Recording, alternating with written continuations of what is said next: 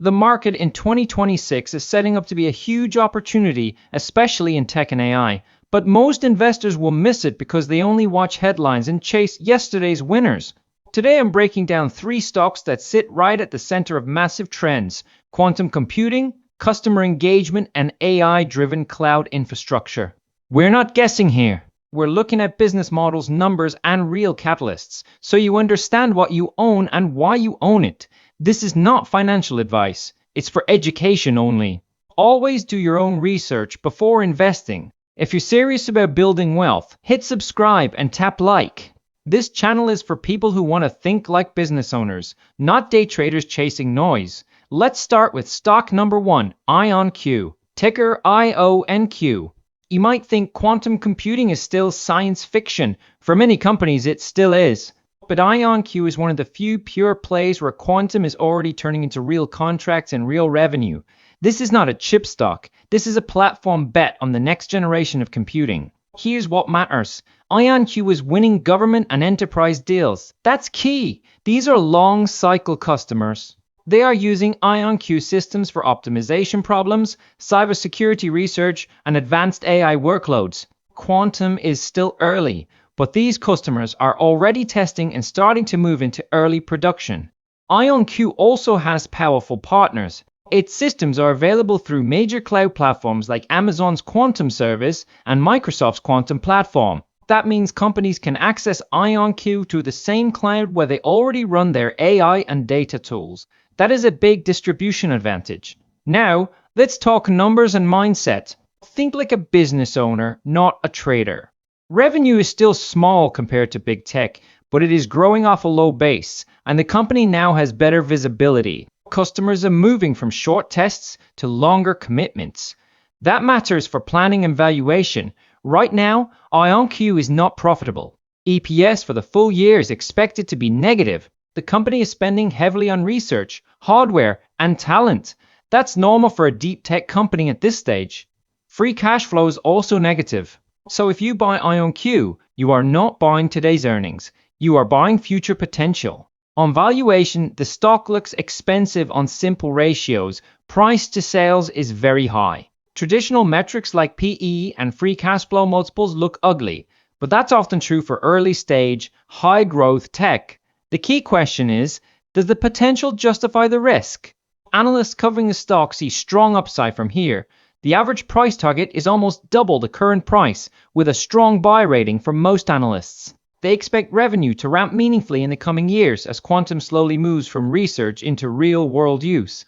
What's the catalyst? Several things. First, more government and defense contracts around cybersecurity and cryptography. Second, more cloud customers testing and then scaling workloads on IonQ through Amazon and Microsoft. Third, progress on technology milestones that prove IonQ systems are more useful and scalable than competitors. But I want to be clear, IonQ is high risk. Quantum is still early. The tech is complex. There is real competition. Spending is high, profits are far off, and the stock is volatile. This is not a safe compounder yet. Treat it as a speculative, high-conviction bet on a huge trend. Only use money you can afford to leave for many years and expect big swings. Stock number 2, Braze. Ticker Bees. S-ticker BZAE. You might think Braze is just another software tool in a crowded market, but under the surface, they are becoming a key engine for how brands talk to their customers across email, apps, and mobile. As customer acquisition gets more expensive, keeping customers engaged and spending becomes critical. That is exactly what Braze helps with.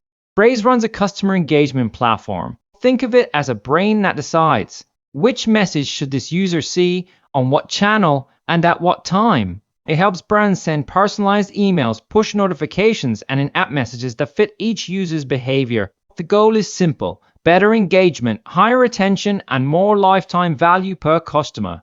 The growth story is solid. Revenue has been growing at roughly 25 to 30% a year. That pace is strong for a company already at scale. Enterprise adoption is rising. More large brands are signing on, and existing customers are spending more. Net retention is strong, which means current clients expand their usage over time. Braze is also moving towards clear profitability. EPS is expected to be positive this year, with forecasts around the mid-double-digit cents per share. Revenue for the year is projected in the high hundreds of millions. As the company grows, operating leverage should kick in. That means fixed costs spread over a larger base and margins improve. On efficiency, Braze's business is attractive. Software has high gross margins. Once the platform is built, each new customer is mostly profit after sales and support. Capital expenditures are modest. They don't need massive factories or heavy equipment. This creates room for strong free cash flow over time if management keeps spending disciplined. Now, valuation. Braze does not look cheap on book value or sales, but that's common for quality software names. Price to sales is in the low single digits, which is actually reasonable for a company growing revenue near 25-30% with a path to rising earnings. The market cap is a bit over $2 billion, which leaves real room for compounding if they execute. Analysts are very bullish. The stock has a strong buy rating based on many buy calls and no real bear case from Wall Street yet. The average price target is far above the current price, with upside in the 70% range from here according to those estimates. Of course, targets can change, but the direction of sentiment is clear. What are the main catalysts? First, continued enterprise adoption as more brands focus on retention and personalization instead of raw ad spend. Second, the integration of AI into their platform. Smarter models can decide which message to send, to whom, and when. That should lift the value of the platform and make it harder for customers to leave. Third, operating leverage as they scale. Margins should improve and the market often rewards that with a higher valuation. Risks, competition is real. There are many marketing and engagement platforms. If the economy slows and companies cut marketing budgets, Braze could see slower growth. Also, as a mid-cap software player, the stock can be volatile when sentiment shifts against growth names. But compared with IonQ, this is a more understandable business with clearer near-term economics. Now let's move to the final name. Stock number 3, Datadog, ticker DOG. You might think Datadog is just another software company selling dashboards, but in reality, they have become a core part of how modern companies run their tech systems. If apps go down, if websites slow, or if cloud costs spike, Datadog helps teams see the problem in real time and fix it. Datadog is a leader in observability. That means they watch over applications, infrastructure, logs, and more. As companies move to the cloud, break their apps into microservices, and adopt AI tools, everything becomes more complex and more distributed. You can't manage what you can't see. That's where Datadog comes in. The growth picture is strong. Revenue is expected to be over $4 billion for the year. EPS is forecast above $2 per share. This is no longer a tiny speculative name. It is a large, profitable software company with a market cap in the tens of billions. Customers are using more of Datadog's products over time. They may start with simple monitoring, then add log management, security tools, and now AI observability. This multi-product usage lifts the average revenue per customer and makes the platform sticky. It is hard to rip out a tool that touches your entire stack.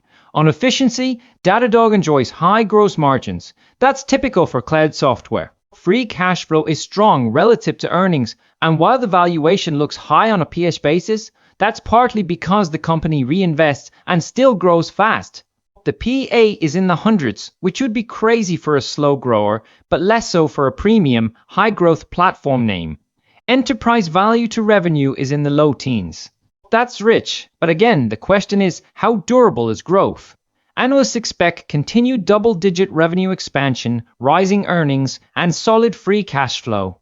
The market is paying up for quality and for a core position in the AI and cloud stack.